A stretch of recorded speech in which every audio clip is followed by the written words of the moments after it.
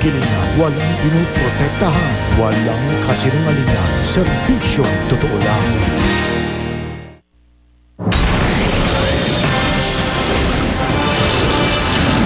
Mahigit 200 kilong potsang karning baboy nasamsam sa pako sa Maynila.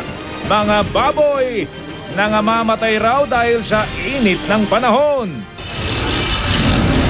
Ubod na nga ng init.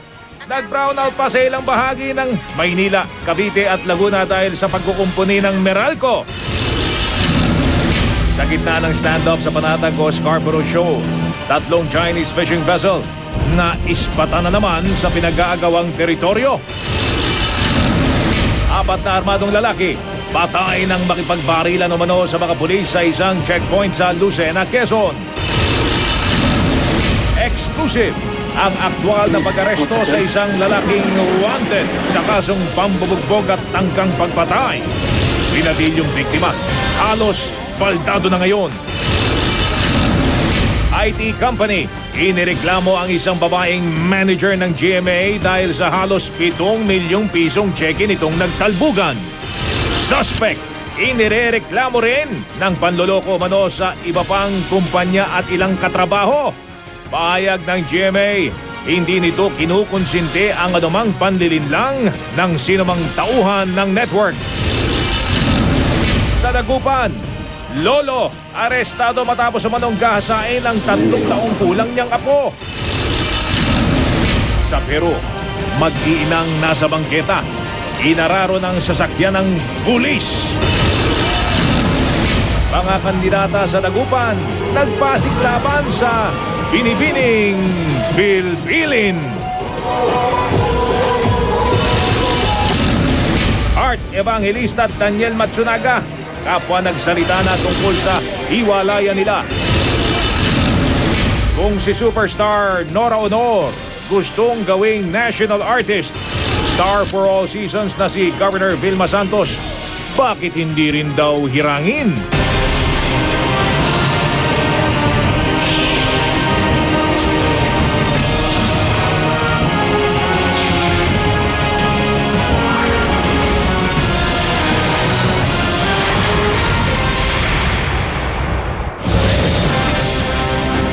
Ayun, no, apoy na sumiklab mula sa araw. Yan po ang napapanood ninyo sa mga sandaling ito. Ang tinatawag po yan na solar flare ng NASA o National Aeronautics and Space Administration ng Amerika. At yan po ay bahagi ng araw. Tama, kuha po yan ng NASA. Mula po yan mismo sa kalawakan. Ang kuha na yan. Ayon sa mga siyentipiko, hindi yan nakaturo sa ating planeta kaya walang panganib sa atin yaan. Pero may mga nagtatanong kung may kinalaman yung solar flare na yan sa matinding init na nararanasan natin ngayon. Ang iba pang mga detalye na balitang yan, abangan ninyo maya-maya lamang.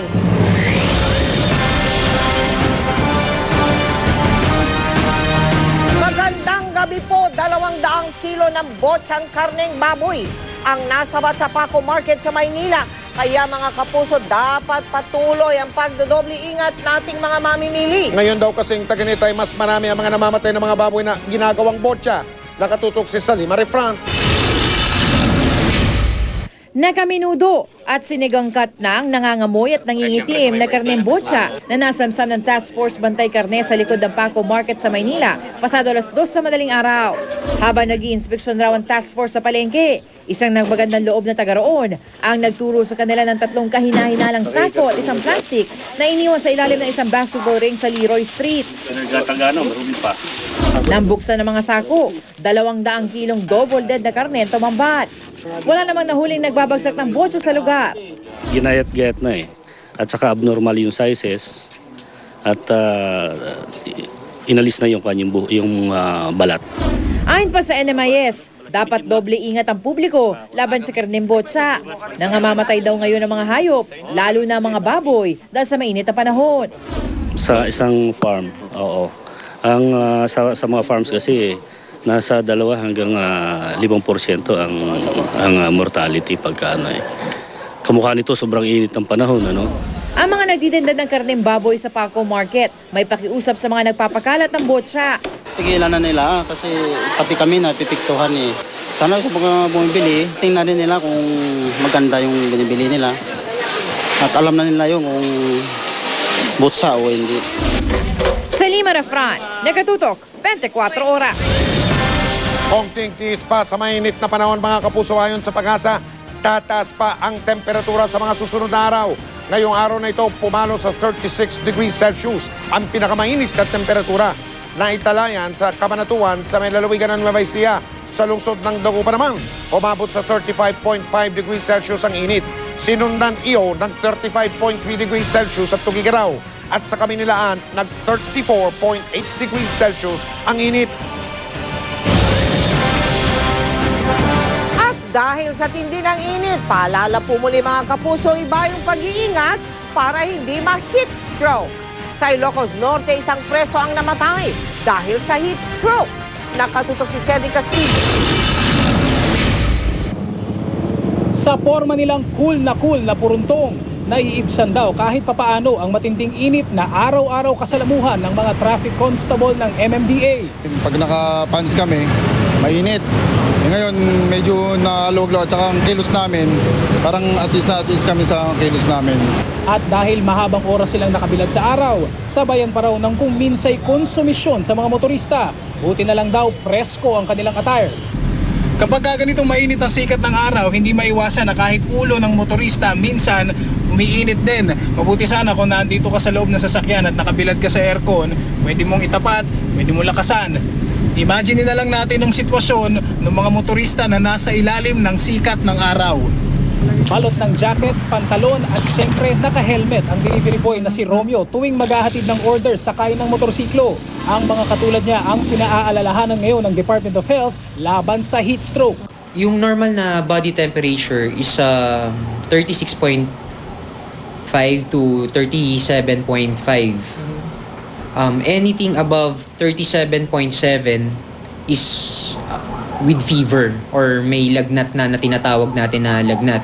Pero during heat stroke, yung temperature rises to above 41 degrees na Celsius. So, bago tumulak sa kalsada, chinek namin ang temperatura ni Romeo, 36.3 degrees Celsius o normal. Bumuntot kami kay Romeo papunta sa dalawang delivery na kailangan niyang gawin.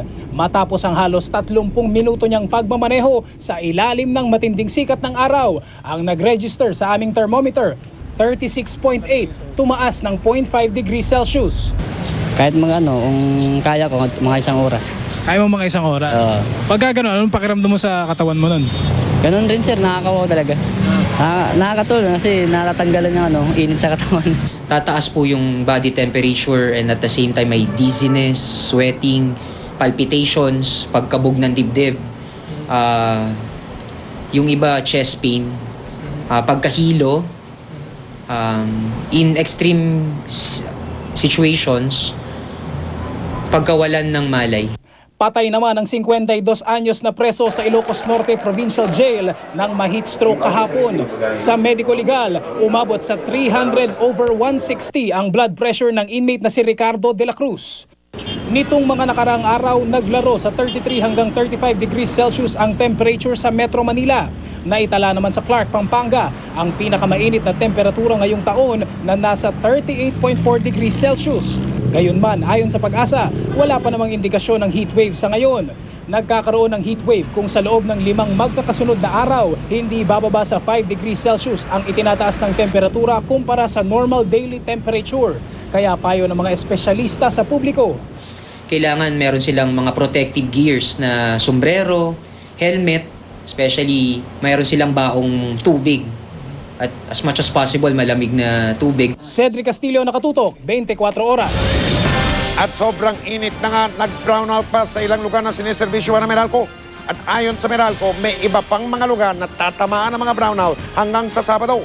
At yan ay dahil sa kanilang tinatawag na maintenance activities o pagkukumpuni.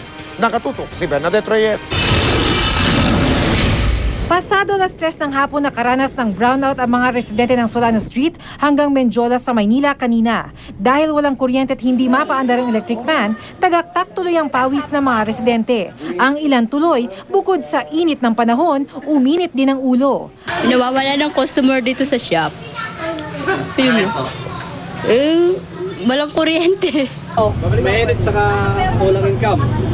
Ayon sa Meralco, ang brownout ay dahil sa kanilang scheduled maintenance activities. Sa Maynila halimbawa, kailangan palitan ng isang bulok na poste. Kailangan daw patayin ang linya ng kuryente habang nagkukumpuni.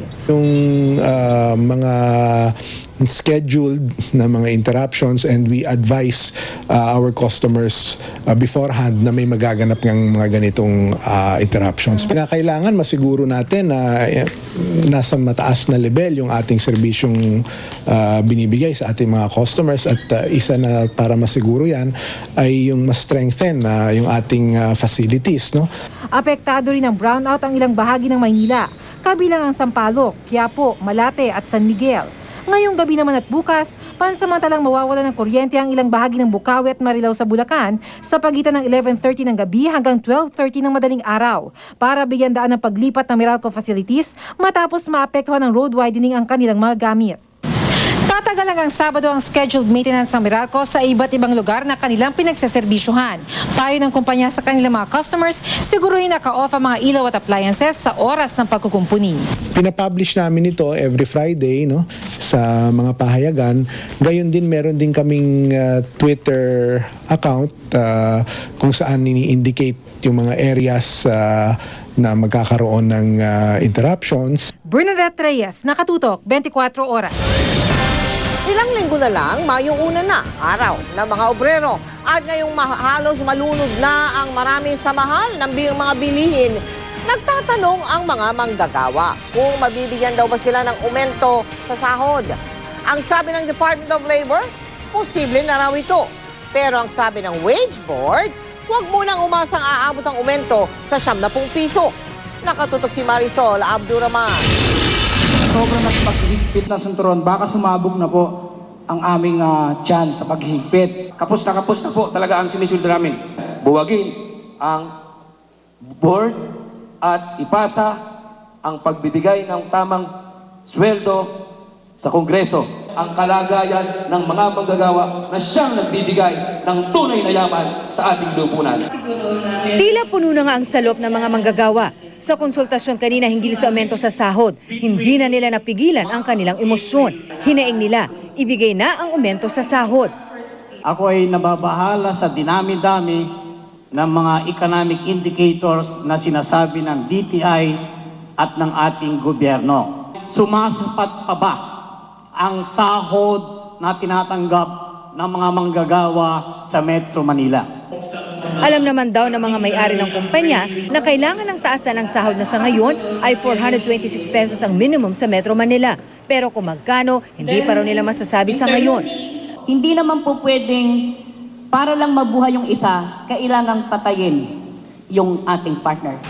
90 pesos across the board na wage increase ang hiniling ng Trade Union Congress of the Philippines o TUCP at namamanggagawa sa buong bansa. Magkaiba ba ang bitukan ng taga-probinsya at taga-Manila? Sabi ng Wage Board, sa ngayon malabo daw ang 90 pesos na across the board. It will result into either high inflation, and high inflation will result into unemployment. Dahil bakit? Halimbawa, minandate natin yan. Ganun kalaki yung gagastusin as an overhead outlay ng mga employers. What they will do as a normal defense mechanism, self-preservation, is they will downsize their operation in order to pay it. Dating isinangkala ng DOLE na malabo pa ang wage increase dahil wala pang isang taon mula na magbigay ng aumento sa pamamagitan ng 22 peso cost of living allowance o COLA. Pero dahil sa Mayo ay mapapaso ng isang taon at dahil sa ilang kondisyon na rin gaya ng pagtaas ng inflation sa bansa, posible na raw maibigay ang aumento sa sahod. We will have to take into account yung newly approved increase in the education, cost of education, yung transport cost. Maaaring magbigay pero barya lamang pong ibibigay ng kapitalista. Muling magkakaroon ng konsultasyon sa mga susunod na araw at mataas ang pag-asa ng mga manggagawa na may makukuha sila sa kanilang kahilingan. Ang inaabangan pa ay kung aabot ito sa May 1, araw ng mga obrero. Marisol Abduraman, Nakatutok, 24 Oras.